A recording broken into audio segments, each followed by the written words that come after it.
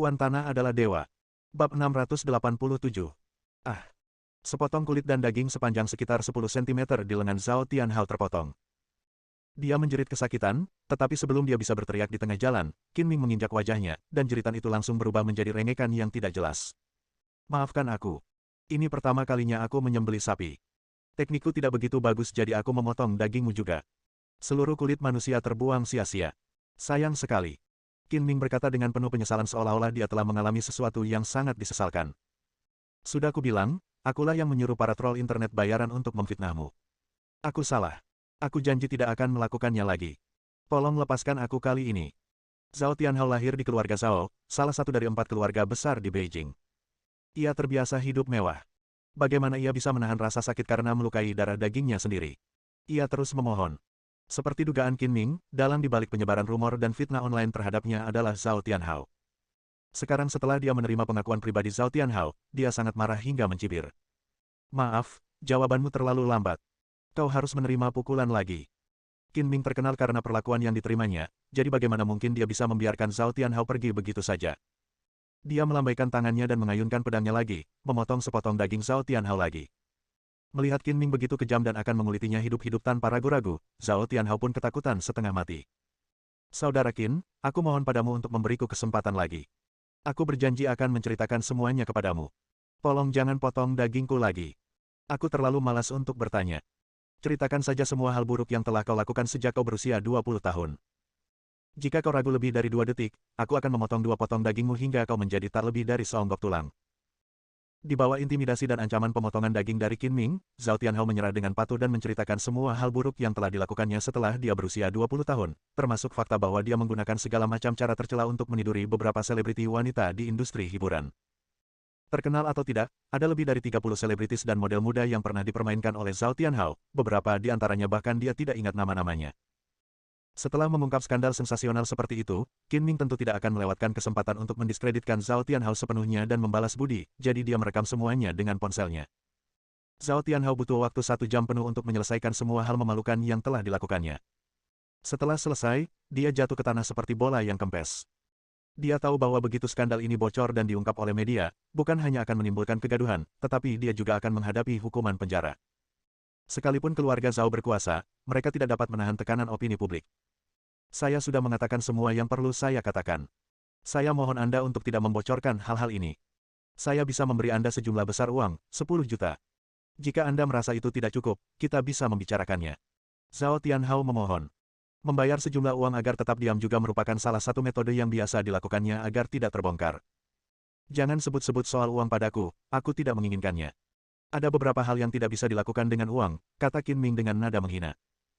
Daripada bicara soal uang, aku bisa memberimu saham perusahaan, wanita cantik, atau kondisi apapun yang kau inginkan. Aku hanya memintamu untuk tidak membocorkan video yang kau rekam. Apakah akan membocorkannya atau tidak tergantung pada suasana hati saya dan perilaku Anda. Jika Anda berpura-pura tidak terjadi apa-apa malam ini dan bersikap baik di masa mendatang, saya dapat mempertimbangkan untuk menyimpan video tersebut sebagai koleksi pribadi. Saya sarankan Anda untuk berhati-hati. Meskipun Qin Ming membenci Zhao Tianhao, orang ini memiliki status dan posisi tertentu, dan dia tidak bisa dibunuh begitu saja. Setelah mengatakan ini, dia melangkah 2 langkah sekaligus dan melompat keluar jendela. Zhao Tianhao tercengang, mengira Qin Ming gila dan akan melompat dari gedung untuk bunuh diri. Namun kemudian dia berpikir bahwa Qin Ming tidak mungkin sebodoh itu, jadi dia menahan rasa sakit, memanjat, pergi ke jendela dan melihat ke bawah. Di lantai bawah gelap gulita, angin dingin bertiup masuk melalui jendela. Tidak ada tanda-tanda Qin Ming. Zhao Tianhao menggigil kedinginan dan segera menutup jendela. Untuk memastikan apakah Qin Ming masih hidup atau mati, Zhao Tianhao menelepon resepsionis dan berbohong bahwa dia sedang berada di ambang jendela sambil menelepon dan ponselnya tidak sengaja terjatuh, jadi dia meminta petugas resepsionis untuk membantu mengambilnya. Menurut pendapat Zhao Tianhao, jika Qin Ming jatuh hingga tewas, pasti ada mayat di lantai bawah, yang akan dengan mudah ditemukan oleh staf hotel. Dia berharap Qin Ming dihancurkan berkeping-keping, namun sayang yang terjadi adalah sebaliknya, petugas layanan pelanggan di meja depan tidak menemukan satupun mayat. Qin Ming berani melompat dari lantai 16, jadi dia secara alami percaya diri. Dia menginjak dinding dan jatuh seperti dinding yang berterbangan. Saat ia hendak menyentuh tanah, ia menusukkan pedang haus darah ke dinding, membuat sayatan sepanjang lebih dari 2 meter di dinding, sehingga memperlambat kekuatan jatuhnya dan mendarat dengan selamat. Setelah mendarat, Qin Ming pergi dan kembali ke hotel tempat Gu Qingyi tinggal. Saat itu sudah larut malam, dan dia tidak ingin mengganggu Yan Mengke, jadi dia berencana untuk mengirim video skandal Zhao Tianhao kepada Yan Mengke di pagi hari. Qin Ming tentu saja tidak akan membiarkan Zhao Tianhao pergi. Sebelum pergi, dia berkata bahwa dia akan menyimpan rekaman video itu sebagai koleksi pribadi hanya untuk menenangkan orang ini. Begitu skandal Zhao Tianhao terungkap, itu pasti akan menimbulkan kegemparan di industri hiburan, dan tidak ada gunanya baginya untuk mencoba menutupinya dengan alasan. Tidak hanya dapat membersihkan nama Qin Ming, tetapi juga dapat merusak reputasi Zhao Tianhao dan menyebabkan dia diselidiki oleh departemen terkait, dan dia pasti akan masuk penjara. Dengan mempermalukan Zhao Tianhao dan memenjarakannya, Qin Ming akhirnya bisa melampiaskan amarahnya. Keesokan harinya, Senin, saat fajar, Qin Ming menelepon Yan Mengke. "Saudara Qin, saya sudah menunggu panggilan Anda. Bisakah Anda memberitahu saya kabar baik dari orang dalam yang eksklusif?" Yan Mengke sudah bangun dan berkata dengan penuh harap dan gembira. "Saya selalu menepati janji. Saya pasti akan memberikannya kepada Anda pagi ini jika saya mengatakannya. Saya akan mengirimkan videonya nanti. Jangan membocorkannya setelah Anda menontonnya. Anda dapat menyusun laporan terlebih dahulu. Setelah konferensi pers Jirumeng diadakan, saya akan menelepon Anda. Publikasikan setelah menerima instruksi saya." Qin Ming tidak ingin membocorkan berita tersebut terlebih dahulu, jika tidak, hal itu tidak akan memberikan dampak yang diharapkan, jadi dia berulang kali mengingatkan mereka, "Ingat, setelah menonton video tersebut, berpura-puralah tidak tahu apa-apa. Jangan membocorkannya untuk saat ini. Tunggu panggilan saya. Informasi rahasia macam apa ini? Rahasia sekali. Aku pasti akan melakukan apa yang kau katakan." Meskipun Yan Mengke bingung, dia tetap setuju. Tidak lama kemudian, Yan Mengke menerima video yang dikirim oleh Qin Ming. Ketika menontonnya, ia menyadari bahwa ini jelas merupakan berita yang menggemparkan industri hiburan, dan pengaruhnya tidak kalah dengan insiden Yan Xiaomen yang melibatkan seorang bintang pria tertentu saat itu. Asalkan dia selangkah lebih maju dari jurnalis lain dan mengirimkan video ini ke perusahaan, promosinya menjadi karyawan tetap akan menjadi hal yang pasti, dan dia bahkan mungkin diberi penghargaan. Ini adalah kesempatan yang bagus. Setelah itu, Yan Mengke dengan senang hati menelepon Qin Ming untuk mengungkapkan rasa terima kasihnya. Qin Ming berkata bahwa tidak perlu berterima kasih padanya dan itu akan dianggap sebagai balasan atas cederanya. Dia juga mengingatkan Yan Mengke untuk tidak membocorkan berita itu terlebih dahulu. Hari ini adalah hari di mana Jirumeng menggelar konferensi pers untuk mengumumkan bergabungnya dia ke Goose Entertainment Company. Konferensi pers tersebut diadakan di Goose Group. Banyak penggemar Jirumeng yang datang sejak pagi, hanya untuk melihat sekilas Jirumeng dari dekat. Departemen Keamanan telah menerima pemberitahuan itu sejak lama dan telah melakukan berbagai macam pekerjaan keamanan. Mereka bahkan menyewa sekelompok petugas keamanan dari perusahaan keamanan lain untuk menjaga ketertiban jika terjadi kecelakaan. Petugas keamanan juga datang bekerja setengah jam lebih awal dari biasanya, pergi ke pos kerja masing-masing dan bersiaga penuh. Ada juga orang-orang khusus yang berjaga di luar tempat acara, dan tidak seorang pun yang tidak memiliki kartu pers diizinkan masuk. Alasan mengapa Departemen Keamanan mengatur tindakan pengamanan yang ketat adalah karena Qin Ming tidak berhubungan baik dengan penggemar Jirumeng dan khawatir penggemar Jirumeng akan menimbulkan masalah. Ada juga banyak wartawan dari berbagai media di tempat kejadian. Jika seseorang membuat masalah, itu akan menjadi masalah besar, dan jika terungkap, reputasi dan citra grup Go akan terpengaruh. Zhao Tianhao datang ke kota Donghai hanya untuk konferensi pers ini. Dia telah menyuap banyak wartawan dan berencana untuk mengajukan beberapa pertanyaan tajam pada konferensi pers untuk mempersulit Jirumeng dan memperburuk reputasi Qin Ming. Selain itu, dia juga mengatur beberapa orang untuk menyamar sebagai penggemar Jirumeng, dan bersiap menimbulkan masalah dengan alasan Qin Ming pernah memukuli penggemar Jirumeng sebelumnya. Namun, tadi malam Zhao Tianhao ketakutan ketika Qin Ming mengancamnya untuk memotong sebagian dagingnya. Qin Ming juga merekam video dirinya yang menceritakan kisah skandalnya. Dengan gagang besar di tangan Qin Ming, dia tidak berani bertindak gegabah. Semua rencana yang telah dia susun sebelumnya menjadi tidak berlaku, dan semua persiapannya menjadi sia-sia. Demi menyenangkan Qin Ming dan menghindari kebocoran video, Zhao Tianhao mengubah sejumlah pengaturan dan memberitahu para wartawan yang disuap agar tidak mengajukan pertanyaan tajam, apalagi menyebutkan pertanyaan apapun tentang Qin Ming. Zhao Tianhao juga memberitahu mereka yang menyamar sebagai penggemar Jirumeng bahwa mereka bukan saja tidak boleh membuat masalah, tetapi mereka juga harus menghentikan penggemar Jirumeng membuat masalah, demi memastikan konferensi pers berjalan lancar. Walaupun orang-orang ini tidak tahu mengapa pengaturan Zhao Tianhao sebelum dan sesudahnya begitu berbeda, mereka telah menerima manfaat dari Zhao Tianhao, jadi mereka hanya melakukan apapun yang diperintahkan bos mereka, apapun alasannya. Konferensi pers dijadwalkan pukul 10. Menjelang pukul 8:30, sebagian besar wartawan sudah tiba dan menyiapkan kamera, perekam video, dan perlengkapan lainnya. Konferensi pers ini juga akan disiarkan langsung secara daring bekerja sama dengan beberapa situs web besar, sehingga sejumlah kamera dan peralatan yang diperlukan untuk siaran langsung akan dipasang di tempat tersebut. Semua media domestik yang meliput berita hiburan mengirim wartawan, dan seluruh tempat hampir penuh sesak. Ini menunjukkan betapa populernya Jirumeng. Setiap gerakannya akan menarik perhatian banyak orang, belum lagi konferensi pers yang ia ikuti secara langsung. Waktu berlalu menit demi menit, dan tepat pukul 10, Ji-rumeng muncul di tempat acara tepat waktu, dikawal oleh sekelompok petugas keamanan, dan siaran langsung juga dilakukan secara bersamaan. Perwakilan yang dikirim oleh perusahaan hiburan Gu adalah Wakil Presiden Ni Chai-feng, yang menyelesaikan upacara penandatanganan dengan Ji-rumeng di depan umum dan menjawab beberapa pertanyaan dari wartawan. Meskipun Qin Ming tidak muncul, dia juga datang ke perusahaan dan mengawasi dengan cermat kemajuan konferensi pers. Saya juga harus menyebutkan Gu Qingyi. Dia sudah ada di sini hampir setiap hari sejak dia mengambil alih grup Gu dan tidak pernah libur sehari pun. Hari ini, dia jarang sekali libur dan tidak masuk kerja. Orang tua Gu Qingyi meninggal saat dia masih remaja, dan kemudian kakek neneknya meninggal satu persatu. Sepupunya Gu Keijun juga meninggal sebelum waktunya. Kecuali pamannya yang jarang dia hubungi, dia pada dasarnya tidak memiliki saudara. Meninggalnya Yuma yang telah merawatnya seperti seorang ibu merupakan pukulan berat baginya. Butuh waktu lama baginya untuk pulih dari kesedihan, dan ia juga butuh waktu untuk menyesuaikan suasana hatinya dan menghadapi pemakaman Yuma. Selain itu, ada orang lain yang memperhatikan jalannya konferensi pers, yaitu Yan Mengke. Dia memegang telepon selulernya, menonton siaran langsung, menunggu Qin Ming meneleponnya sehingga dia dapat melaporkan informasi orang dalam yang telah diperolehnya sebelumnya sesegera mungkin. Bab 688. Di sebuah hotel bintang 5, Zhao Tianhao juga menyaksikan siaran langsung konferensi pers Ji-rumeng. Dia mengepalkan tangannya dengan gugup, telapak tangannya penuh keringat, takut Qin Ming akan memanfaatkan konferensi pers untuk menyebarkan skandalnya.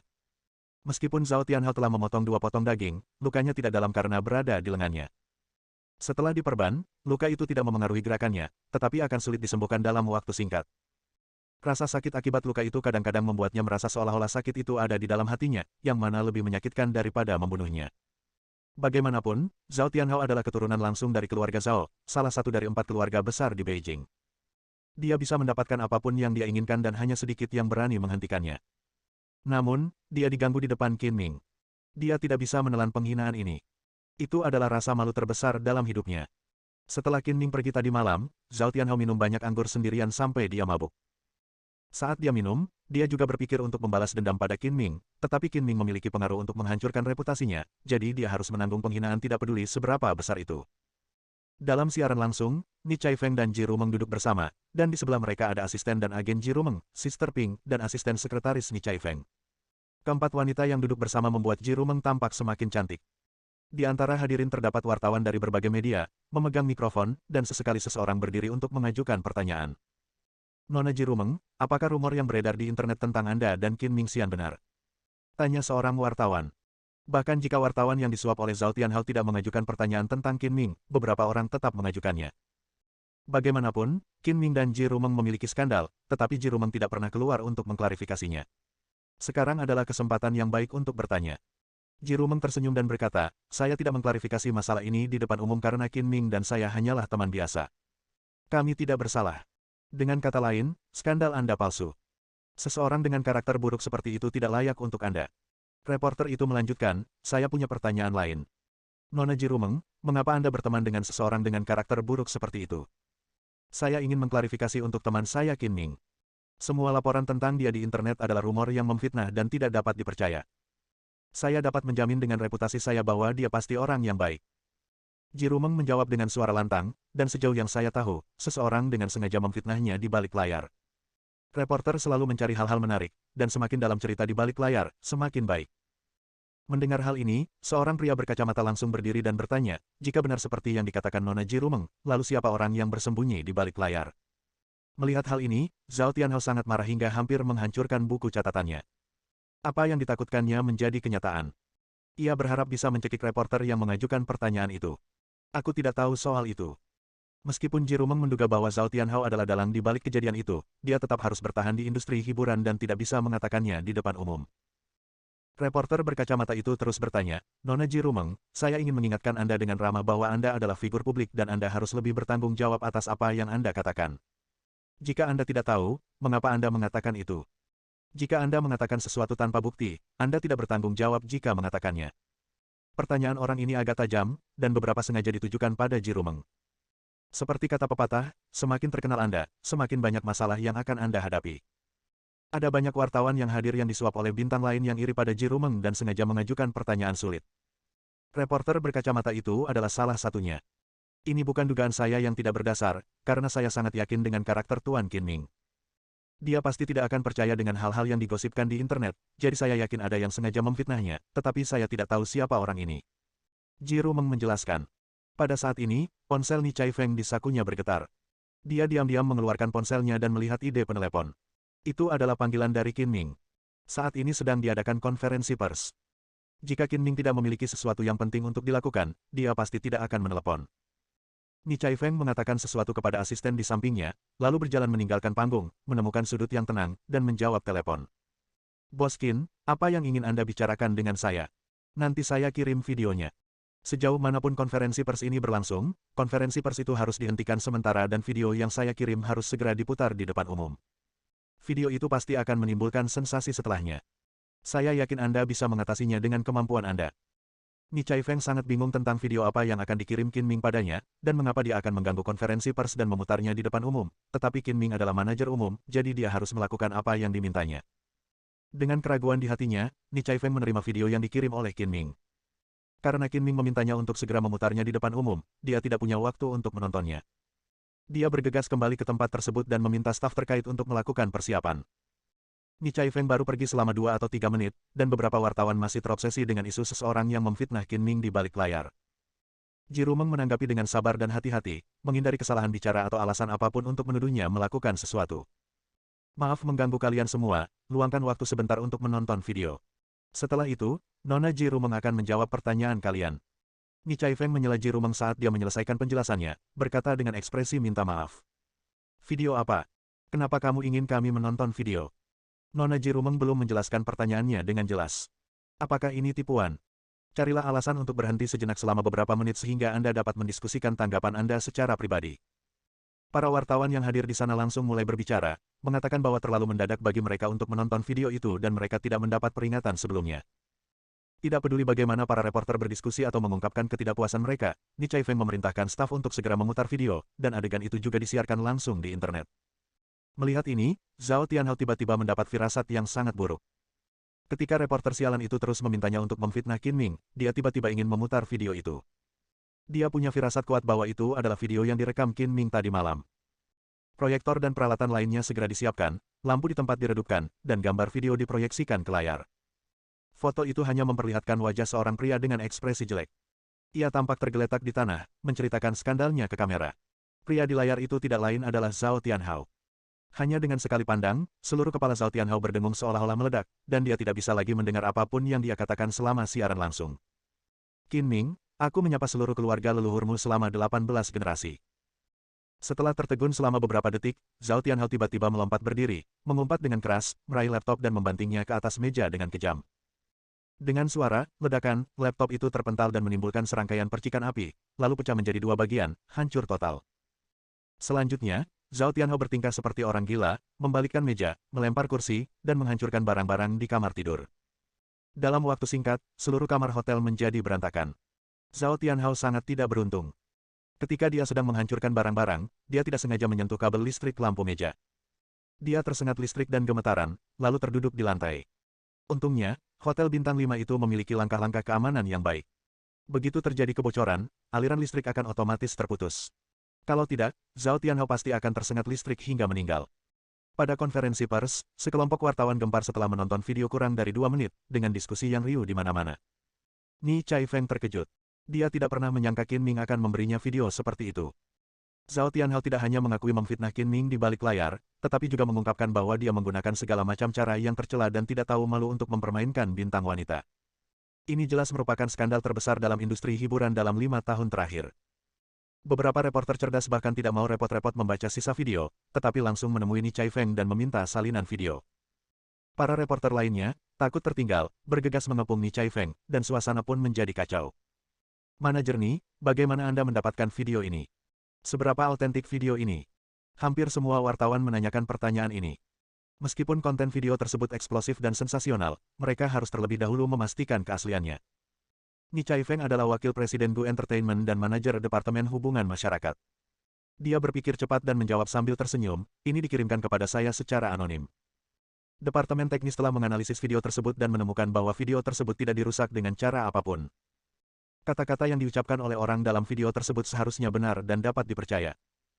Meskipun Ni Chaifeng masih tidak tahu bagaimana Qin Ming mendapatkan video ini, karena Qin Ming berani membiarkannya memutarnya di depan umum, itu pasti benar dan dapat dipercaya, dan pastinya tidak dibuat-buat, atau dirusak untuk menarik perhatian. Saat ini adalah era informasi. Siapapun yang dapat melaporkan berita hiburan terlebih dahulu dapat menarik perhatian dan memperoleh keuntungan terbesar. Semua wartawan ingin melaporkan berita yang menggemparkan ini secepat mungkin. Namun, ternyata masalah tersebut telah terungkap di internet beberapa menit yang lalu, ketika mereka baru saja menonton video tersebut. Reporter yang menandatangani laporan tersebut adalah Xiao Ke dari Donghai Entertainment Evening News. Xiao Ke adalah nama samaran Yan Mengke. Selain Qin Ming, dia adalah orang kedua yang mendapatkan video ini, dan dia juga berada di depan semua wartawan yang hadir. Dia tetap di depan komputer, menonton konferensi pers, menunggu panggilan Qin Ming untuk meminta instruksi. Setelah Qin Ming mengirim video tersebut ke Ni Chaifeng, ia menelepon Yan Mengke dan mengatakan kepadanya bahwa ia dapat mengumumkannya ke publik. Ia kemudian menerbitkan berita tersebut secara daring. Berita yang heboh tersebut menyebabkan diskusi panas di internet hanya dalam waktu setengah jam. Seiring dengan semakin memanasnya masalah tersebut dan menjadi sensasi, banyak pula kutukan di internet. Zhao Tianhao secara pribadi menceritakan kisah skandalnya sendiri dalam video tersebut. Buktinya tidak terbantahkan. Bahkan jika dia memiliki kemampuan hebat, dia tidak akan dapat membatalkan putusan tersebut. Orang-orang kemudian menyadari bahwa Qin Ming, yang sebelumnya pernah diserang secara daring, tidak bersalah. Qin Ming sepenuhnya dibebaskan, sementara Zhao Tianhao dipermalukan dan menjadi tikus yang menyeberang jalan dan ingin dipukuli semua orang. Peristiwa ini diketahui semua orang dan berdampak sangat buruk, serta segera menarik perhatian Kementerian Keamanan Publik dan departemen terkait lainnya. Sore harinya, polisi menemukan Zhao Tianhao dan secara resmi memulai penyelidikan terhadapnya. Tidak peduli seberapa kuat keluarga Zhao Tianhao tidak dapat melarikan diri dari penjara dan mendapatkan hukuman yang pantas. Bersambung.